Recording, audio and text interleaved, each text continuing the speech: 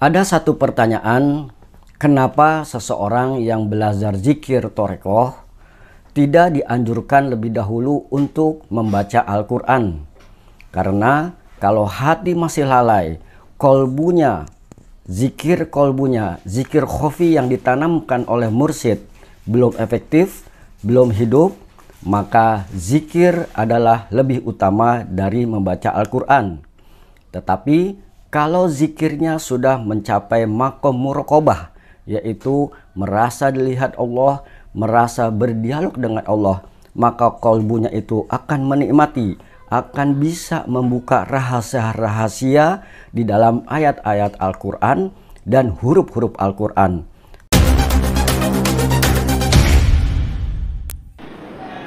Kebun, sawah, berarti ada orang nanamnya, ya.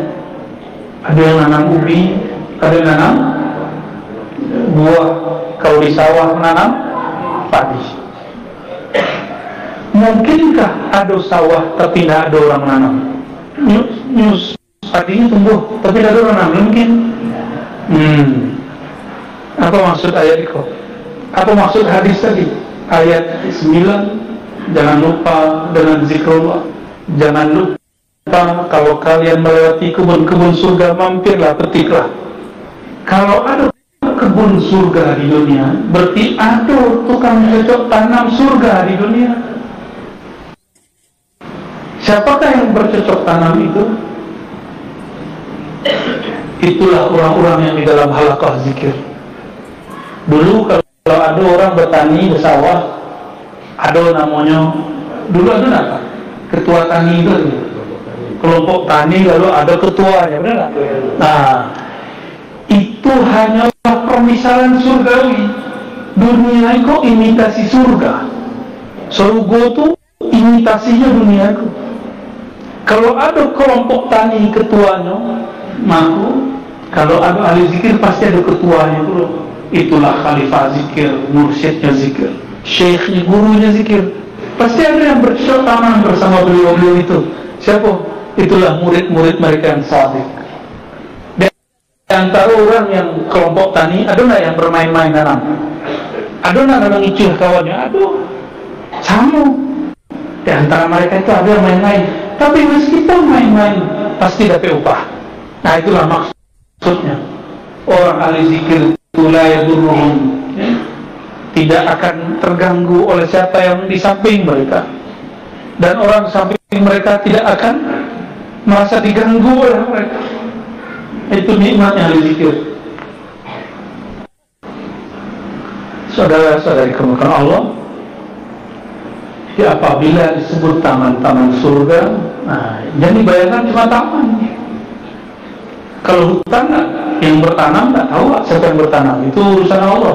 Tapi kalau kebun, ada yang menanam, ada yang bercocok tanam, ada yang menjaga tanaman. Kalau ditanam pada itu, ada hari basiannya enggak? Nah, dipupuk enggak? Kalau orang lama pupuknya pupuk organik. Kalau kini orang ke organik, maunya urea. Hasilnya pun tidak akan lebih bagus. Yang menyehatkan yang alami. Maka orang yang belajar zikir bertahap, alami, dia akan melalui proses yang luar biasa. Akan terdidik secara matang. Nanti batang pohonnya akan kuat. Kalau ada padi, benih padi, tidak ditancapkan ke dalam lunau sawah tuh, ini tumbuh, tapi leracat tumbuhnya. Nah, itulah hebatnya guru. Guru itu menancapkan zikir kalimah ke dalam kolbu murid. Lain bisa tumbuh padi itu kalau tanah yang di sawah itu masih korek, tidak bisa. Nah, itulah manfaatnya zikir, talqin, istighfar. Makanya ada sholat taubat. Nah, dimohon maaf Bapak Ibu yang belum punya kesempatan iktikaf, berkhalwat, bersuluk, ya, kami tidak do nutup kajian, ya, menyuruh kaji itu tidak usah. Bakal zikir Bapak Ibu kita kurang nikmat, bakal sembahyang kita kurang fokus. Kalau tidak mempunyai ilmu zikir itu, walaupun gelarnya doktor, walaupun gelarnya sarjana agama, LC, tangan, itu bukan urusan sekolah di mana, itu urusannya pernah belajar zikir dan berlatih di mana. Mesti dipelajari itu. Ada kawan kami ini tamatan pesantren Quran, hafiz 30 juz. Ketika belajar zikir muncul pertanyaan, mana fi afdal Quran atau zikir? Itu pertanyaan tidak pas. Tidak pas. Apa sebab tidak pas? Quran itu ayat menyuruh berzikir. Maka kalau ada pertanyaan mana fi afdal Quran atau zikir, itu sama dengan mempertentangkan perintah dengan yang diperintahkan. Tapi dari para mufti dulu tetap dijawab. Dari para mufti. Nah, kalau bagian zikir enggak? Kalau hati engkau masih lalai, zikir lebih afdal. Kalau hatimu sudah hadir, sudah connect dengan menyebut nama Allah, maka baca Quran lebih afdal. Jadi kalau baca Quran teringat, terasa seakan dipandang, didengar oleh Allah Ta'ala, itu disebut muraqabah. Oleh karenanya, kalau ada murid belum belajar zikir, kok tidak dianjurkan baca Quran? Bukan dilarang, kurang dianjurkan, sebab kalbunya belum menyadari huruf per huruf ini ada rahasia. Jadi tidak usah dipertentangkan, ya. Mana yang lebih afdal, salawat atau Quran? Nah, itu sama, pertanyaan kurang pas. Mempertentangkan perintah dengan yang diperintahkan. Apa perintah di Quran? Sallu alaihi wa sallimu taslima. Wahai orang beriman, bersolawatlah kepadanya. Berarti salawat itu tujuan. Ayat itu dalilnya. Dalil madlul, kita bahasa orang usul fikih. Dalil madlul tidak boleh dipertentangkan. Dalil dengan yang ditunjukkan dalam dalil itu berkaitan erat, ya.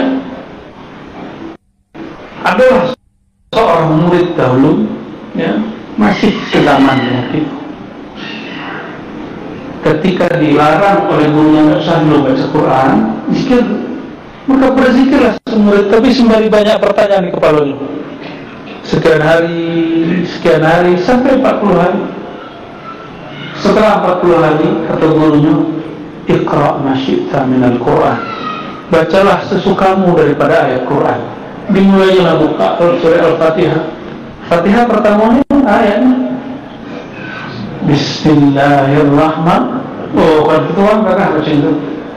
Tapi ikut orang ketika mulai baca Bismillah, yang punya nama Allah itu namanya, zat yang punya nama itu terasa memandangnya. Di situlah seorang salik kemudian gemetar. Belum sampai Rahmanir Rahim, Al-Quran sudah jatuh. Tidak sanggup, air mata jatuh. Tidak sanggup meneruskan sampai ayat berikut. Itu dahsyatnya. Itulah maqam Sayyidina Abu Bakar As-Siddiq yang pasti diwariskan sampai akhir zaman. Sayyidina Abu Bakar As-Siddiq kalau mimpin salat, suaranya hilang karena nangis. Allah baca Bismillah hilang, nanti wal-dhalin muncul, tapi yang terdengarnya isak dan tidak dibuat-buat.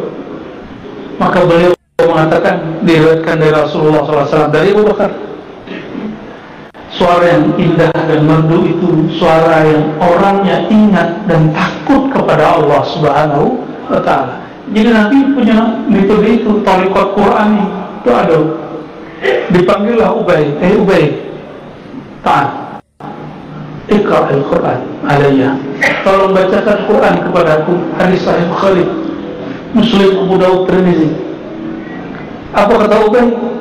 Apakah aku akan membacakan Quran sedangkan Quran turun kepada engkau wahai baginda? Apa jawaban beliau? Iqra', bacalah.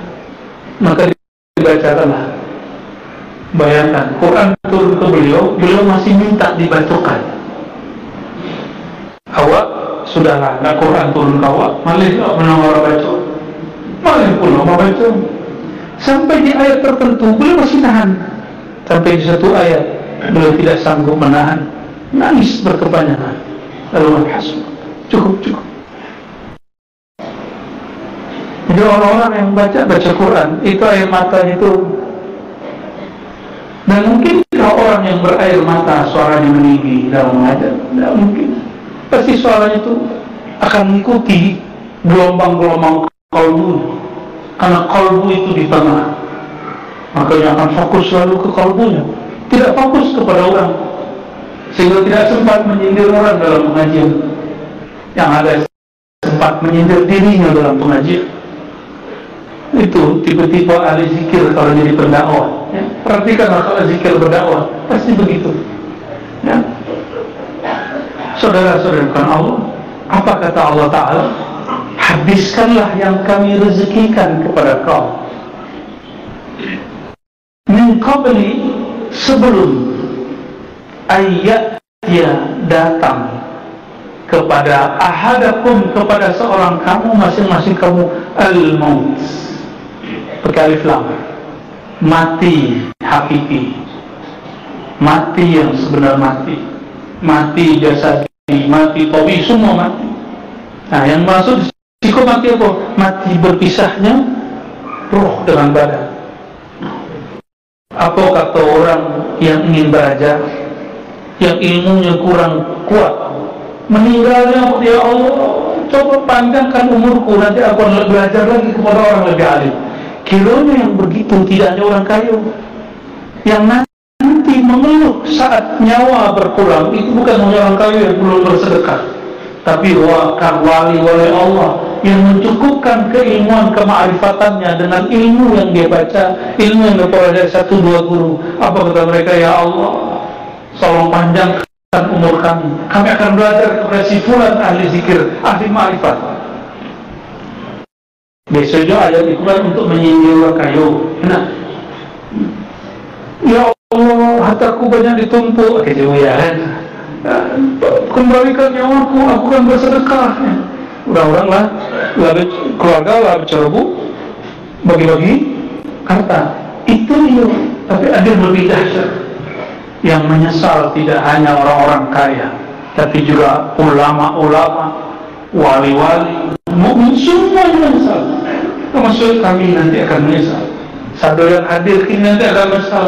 Ya Allah, coba waktu dulu masih hidup, kami bermajlis dengan waliullah fulan, syekh fulan, ulama fulan, seperti itu.